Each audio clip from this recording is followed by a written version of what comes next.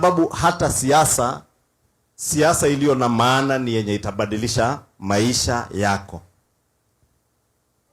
Huyu kansela amesema hajawahi kuwa kwa upinzani, yeye amekuwa ni kiongozi ama amekuwa kwa serikali.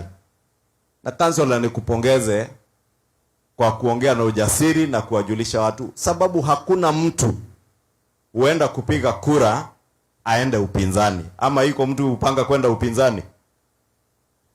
Sababu kila mtu anapiga kura atafute serikali imfanyie kazi, na ile serikali inachaguliwa pia hata kama watu hawakupiga kura kwa hiyo serikali, pia iwafanyie kazi, sababu inakuwa serikali ya kila mtu.